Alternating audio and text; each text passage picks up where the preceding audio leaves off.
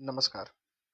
TAT secondary mains વિષય સામાજિક વિજ્ઞાનની તૈયારી કરતા એસ્પિરન્ટ્સ મિત્રો, સ્વાગત છે તમારું આપણી પોતાની યુટ્યુબ ચેનલમાં. આજે આપણે ધોરણ 9 પ્રશ્ન બેંક નંબર 5 શરૂ કરવા જઈ રહ્યા છે. આની પહેલાં પણ આપણે એક પ્રશ્ન બેંક જોઈ ગયા છે, જેની લિંક વિડીયોની હું આ ડિસ્ક્રિપ્શન બોક્સમાં મૂકી આપું છું. સાથે સાથે એ જે પ્રશ્ન બેંક છે એની પીડીએફ પણ આપણી ટેલિગ્રામ ચેનલમાં મુકાઈ ગયેલ છે, ત્યાંથી મેળવી લેવી. તો ચાલો શરૂ કરીએ. તમે જોઈ શકો છો પ્રશ્ન બેંક નંબર 5 છે, ધોરણ 9 છે. સમાવિષ્ટ જે પ્રકરણ છે એ 6, 11 અને 17 છે. તો ચાલો શરૂ કરીએ. બાકીની માહિતી શિક્ષકો માટે છે. ચાલો શરૂ કરીએ. વિભાગ એ. અહીંયા તમારે જોડકા જોડવાના છે અને બ સાથે. હું ડાયરેક્ટ જવાબનો આગ્રહ રાખીશ. બાંગ્લાદેશની જે સ્વતંત્રતા છે એ ઈસવીસન 1971માં થયેલી છે.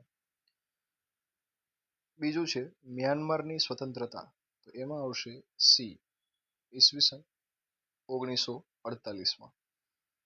પછી છે ઇન્ડોનેશિયાની સ્વતંત્રતા, તો ઇન્ડોનેશિયાની સ્વતંત્રતા છે એમાં એ આવશે, ઈસવીસન 1949.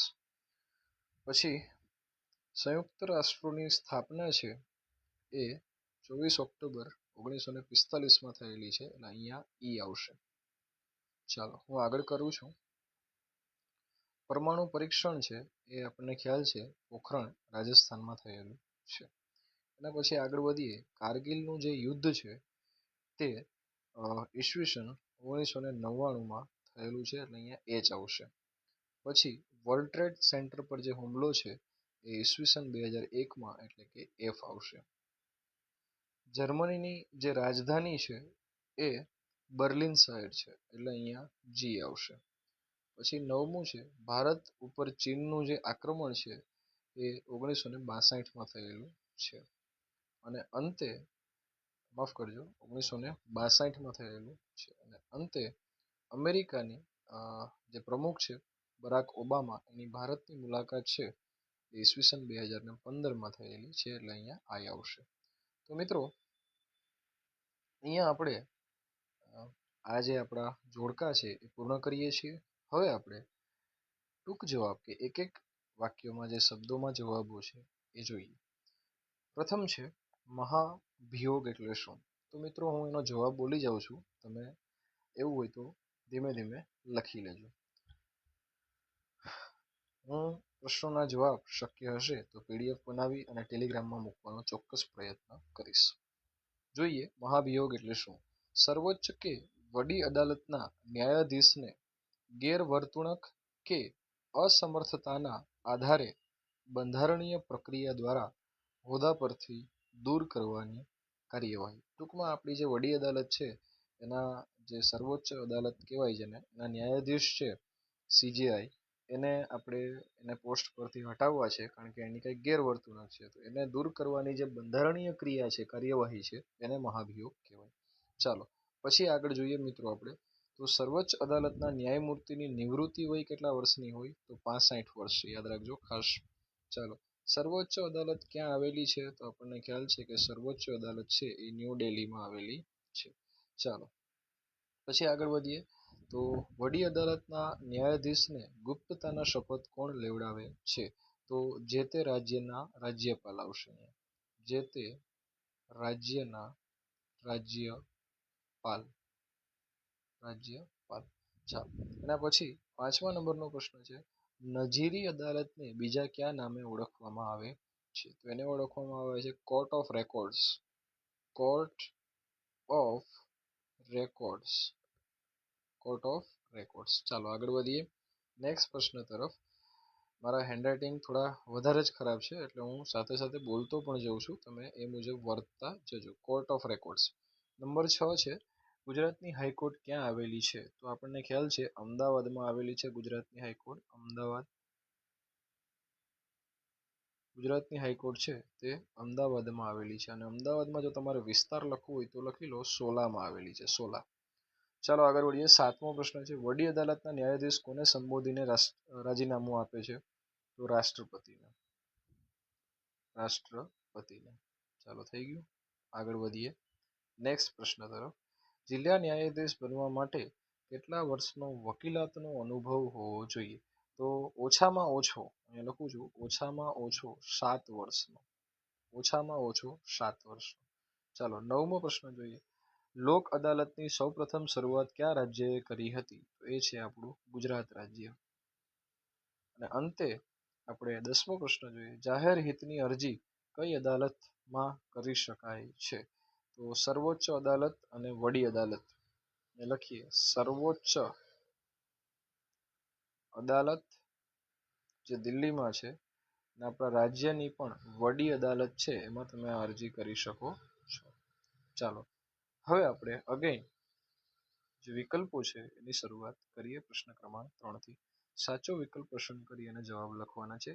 ભરતીના જંગલોનું અન્ય નામ શું છે? તો એને મેંગ્રુવના જંગલો કહેવાય. પ્રશ્ન ક્રમાંક 2 છે. નીચેનામાંથી કયા વિસ્તારમાં ઉષ્ણકટિબંધીય કાંટાળા જંગલ જોવા મળતા નથી? તો એ પશ્ચિમ ઘાટમાં જોવા મળતા નથી. પ્રશ્ન ક્રમાંક 3 છે. શંકુદ્રુમ જંગલોમાં જોવા મળતા વૃક્ષો કયા કયા છે? તો પાઇન, દેવદાર, સિલ્વર, ફર અને સ્પ્રુસ. પ્રશ્ન ક્રમાંક 4 તરફ આગળ વધીએ. નીચેનામાંથી કઈ જોડ સાચી નથી તે શોધીને લખવાની છે. તો અહીંયા મિત્રો આવે છે બીલી, કબજિયાત અને વાળ અંગેના રોગો. બીલી છે એ વાયુ અને કફ જે છે, વાયુ અને કફ દોષ દૂર કરવા તથા પેટના રોગો માટે વપરાય છે. યાદ રાખજો. બરાબર. ચાલો હવે આગળ વધીએ પ્રશ્ન ક્રમાંક 5 તરફ. વનસ્પતિની વિવિધતાની દ્રષ્ટિએ વિશ્વમાં ભારતનું સ્થાન કેટલામું છે?